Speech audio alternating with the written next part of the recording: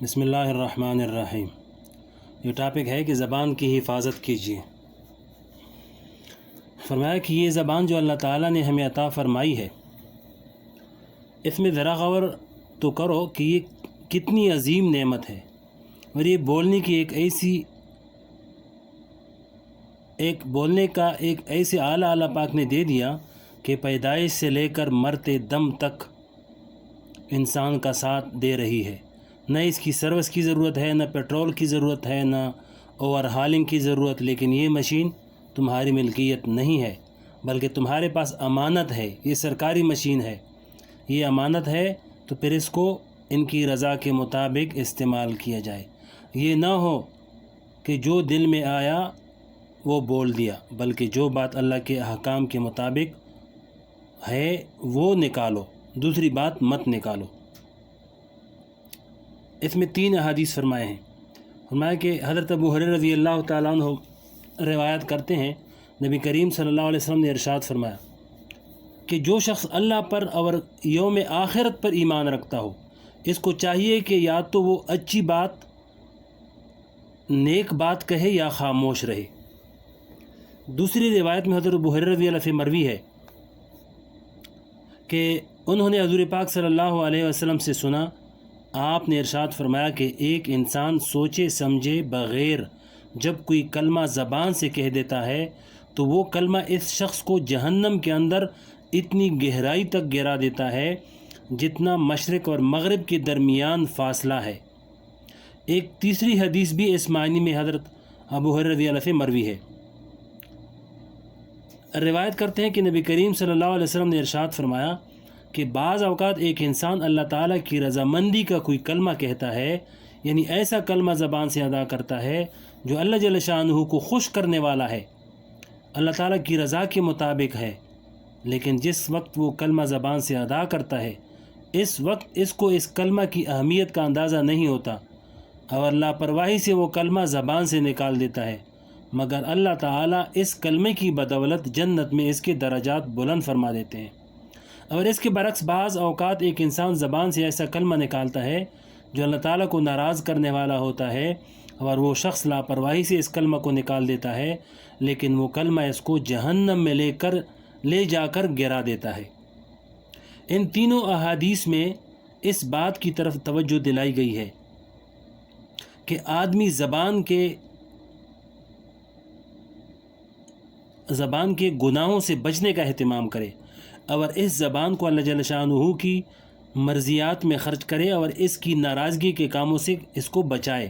جیسا کہ میں پہلے بھی عرض کر چکا ہوں کہ ہم لوگوں کے لیے سب سے زیادہ اہتمام کی چیز یہ ہے کہ گناہوں سے بچیں، گناہ سرزد نہ ہو۔ ان گناہوں میں یہاں زبان کے گناہوں کا بیان شروع ہوا ہے، چونکہ زبان کے گناہ ایسے ہیں کہ بعض اوقات آدمی سوچے سمجھے بغیر بے پرواہی کی حالت میں باتیں کر لیتا ہے، اور وہ باتیں اس کے لیے سخت ترین عذاب کا موجب ہو جاتی ہیں۔ اس لیے حضور پاک علیہ وسلم نے ارشاد فرمایا کہ زبان کو دیکھ بھال کر استعمال کرو، اگر کوئی اچھی بات زبان سے کہنی ہے تو کہو، ورنہ خاموش رہو۔ یہ زبان جو اللہ تعالیٰ نے ہمیں عطا فرمائی ہے، اس میں ذرا غور تو کرو کہ یہ کتنی عظیم نعمت ہے، یہ کتنا بڑا انعام ہے جو اللہ تعالیٰ نے ہمیں عطا فرمایا ہے، اور بولنے کی ایسی مشین عطا فرما دی ہے کہ جو پیدائش سے لے کر مرتے دم تک انسان کا ساتھ دے رہی ہے اور چل رہی ہے، اور اس طرح چل رہی ہے کہ آدمی نے ادھر ذرا سا ارادہ کیا، ادھر اس نے کام شروع کر دیا۔ اب چونکہ اس مشین کو حاصل کرنے کے لیے کوئی محنت اور مشقت ہم نے نہیں کی، کوئی پیسہ خرچ نہیں ہوا، اس لیے اس نعمت کی قدر معلوم نہیں ہوتی، اور جو نعمت بیٹھے بیٹھائے بے مانگے مل جاتی ہے اس کی قدر نہیں ہوتی۔ اب یہ زبان بھی بیٹھے بیٹھائے مل گئی اور مسلسل کام کر رہی ہے، ہم جو چاہتے ہیں اس زبان سے بول پڑتے ہیں۔ اس نعمت کی قدر ان لوگوں سے پوچھیں جو اس نعمت سے محروم ہیں۔ زبان موجود ہے مگر بولنے کی طاقت نہیں، آدمی کوئی بات کہنا چاہتا ہے مگر کہہ نہیں سکتا، دل میں جذبات پیدا ہو رہے ہیں مگر ان کا اظہار نہیں کر سکتا۔ اس سے پوچھو، وہ بتائے گا کہ زبان کتنی بڑی نعمت ہے، اللہ تعالیٰ کا کتنا بڑا انعام ہے۔ اس بات کا ذرا تصور کرو کہ خدا نہ کرے اس زبان نے کام کرنا بند کر دیا اور اب تم بولنا چاہتے ہو لیکن نہیں بولا جاتا، اس وقت کیسی بے چارگی اور بے بسی کا عالم ہوگا۔ میرے ایک عزیز جن کا ابھی حال ہی میں آپریشن ہوا ہے، انہوں نے بتایا کہ آپریشن کے بعد کچھ دیر اس حالت میں گزری کہ سارا جسم بے حس تھا، پیاس شدید لگ رہی تھی، سامنے آدمی موجود ہے، میں اس سے کہنا چاہتا ہوں کہ تم مجھے پانی پلا دو، لیکن زبان نہیں چلتی۔ آدھا گھنٹہ اس طرح گزر گیا۔ بعد میں وہ کہتے تھے میری پوری زندگی میں وہ آدھا گھنٹہ جتنا تکلیف دہ تھا، ایسا وقت کبھی میرے اوپر نہیں گزرا تھا۔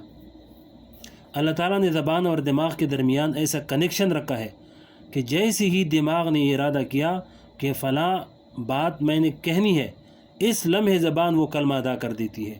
اور اگر انسان کے اوپر چھوڑ دیا جاتا کہ تم خود اس زبان کو استعمال کرو، تو اس کے لیے پہلے یہ علم سیکھنا پڑتا کہ زبان کی کس حرکت سے الف نکالیں، زبان کو کہاں لے جا کر بے نکالیں، تو پھر انسان ایک مصیبت میں مبتلا ہو جاتا۔ لیکن اللہ تعالیٰ نے فطری طور پر انسان کے اندر یہ بات رکھ دی کہ جو لفظ وہ زبان سے ادا کرنا چاہ رہا ہے تو بس ارادہ کرتے ہی فوراً وہ لفظ زبان سے نکل جاتا ہے۔ لیکن اب ذرا اس کو استعمال کرتے ہوئے یہ تو سوچو کہ کیا تم خود یہ مشین خرید کر لے آئے تھے؟ نہیں، بلکہ اللہ تعالیٰ کی عطا ہے، اس نے تمہیں عطا کی ہے، یہ تمہاری ملکیت نہیں بلکہ تمہارے پاس امانت ہے۔ اور جب ان کی دی ہوئی امانت ہے تو پھر یہ بھی ضروری ہے کہ اس کو ان کی رضا کے مطابق استعمال کیا جائے۔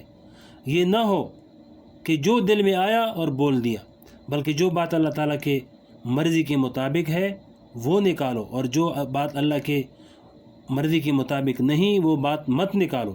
یہ سرکاری مشین ہے، اس کو اللہ کی مرضی کے مطابق استعمال کرو۔ اللہ تعالیٰ نے اس زبان کو ایسا بنایا ہے کہ اگر کوئی شخص اس زبان کو صحیح استعمال کر لے، جیسا کہ آپ نے ابھی اوپر ایک حدیث میں پڑھا کہ ایک شخص نے ایک کلمہ بے پرواہی میں زبان سے نکال دیا، مگر وہ کلمہ اچھا تھا، تو اس کلمے کی وجہ سے اللہ تعالیٰ نہ جانے اس کے کتنے درجات بلند فرما دیتے ہیں اور اس کو کتنا اجر و ثواب حاصل ہو جاتا ہے۔ جب ایک انسان کافر سے مسلمان ہوتا ہے تو وہ اسی زبان کی بدولت ہوتا ہے۔ زبان سے کلمہ شہادت پڑھ لیتا ہے، اشہد ان لا الہ الا اللہ و اشہد ان محمد عبدہ و رسولہ۔ اس کلمہ شہادت پڑھنے سے پہلے وہ کافر تھا، مگر اس کے پڑھنے کے بعد مسلمان ہو گیا۔ پہلے جہنمی تھا، اب جنتی بن گیا۔ پہلے اللہ کا مبغوض تھا، اب محبوب بن گیا، اور نبی کریم صلی اللہ علیہ وسلم کی امت اجابت میں شامل ہو گیا۔ یہ عظیم انقلاب اس ایک کلمہ کی بدولت آیا جو اس نے زبان سے ادا کیا۔ فرمایا کہ زبان کو ذکر سے تر رکھو۔ ایمان لانے کے بعد ایک مرتبہ زبان سے کہہ دیا سبحان اللہ، تو حدیث شریف میں آتا ہے کہ اس کے ذریعے میزان عمل کا آدھا پلڑا بھر جاتا ہے۔ یہ کلمہ چھوٹا ہے لیکن اس کا ثواب اتنا عظیم ہے۔ اور ایک حدیث میں ہے کہ سبحان اللہ و بحمدہ سبحان اللہ العظیم، یہ دو کلمے زبان پر تو ہلکے پھلکے ہیں کہ ذرا سی دیر میں ادا ہو گئے، لیکن میزان عمل میں بہت باری ہیں اور رحمان کو بہت محبوب ہیں۔ بہرحال یہ مشین اللہ تعالیٰ نے ایسی بنائی ہے کہ اگر ذرا سا اس کا رخ بدل دو اور صحیح طریقے سے اس کو استعمال کرنا شروع کر دو تو پھر دیکھو یہ تمہارے نامہ اعمال میں کتنا اضافہ کرتی ہے اور تمہارے لیے جنت میں کس طرح گھر بناتی ہے اور تمہیں کس طرح اللہ تعالیٰ کی رضامندی عطا کراتی ہے۔ اس کے ذریعے اللہ تعالیٰ کا ذکر کرو اور اللہ کے ذکر سے اس زبان کو تر رکھو، پھر دیکھو کس طرح تمہارے درجات میں ترقی ہوتی ہے۔ ایک صحابی نے پوچھا یا رسول اللہ کون سا عمل افضل ہے؟ حضور پاک علیہ السلام نے جواب میں ارشاد فرمایا کہ تمہاری زبان اللہ کے ذکر سے تر رہے، چلتے پھرتے اٹھتے بیٹھتے اللہ کا ذکر کرتے رہو۔